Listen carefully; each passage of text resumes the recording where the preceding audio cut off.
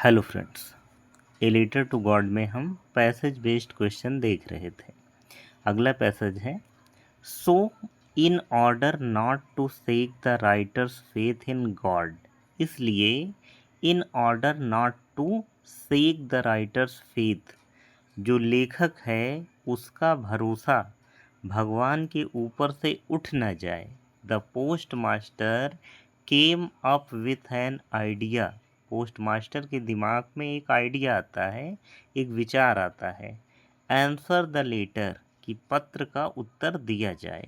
But when he opened it, लेकिन जब वह इसे खोलता है अर्थात पत्र को खोलता है, इट वॉज एविडेंट, ये स्पष्ट था कि that he needed something more than goodwill, कि मतलब अच्छी अच्छी बातों के अलावा, सद्भावना के अलावा भी, और इंक एंड पेपर, कागज और स्याही के अलावा भी कुछ चाहिए, अर्थात पैसा चाहिए।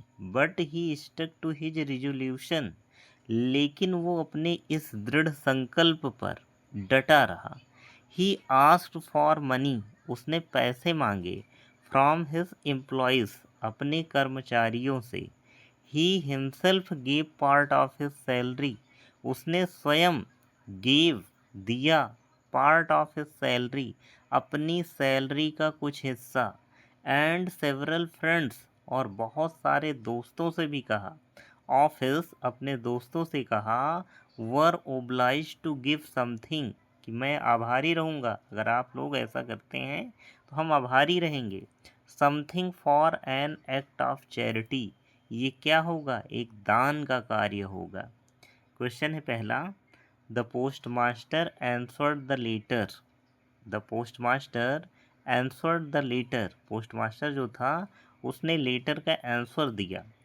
As he was a good friend of the writer, as he was dutiful, as he did not want to help the writer, in order not to shake the writer's faith in God. तो इसका answer D होगा, ताकि लेखक का भगवान के ऊपर से भरोसा उठ न जाए, इसलिए उसने उत्तर दिया।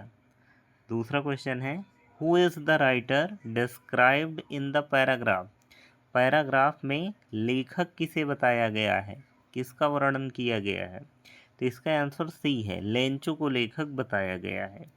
तीसरा question, the post master stuck to his, post master अड़ा रहा अपने resolution, revolution, evolution, none of these.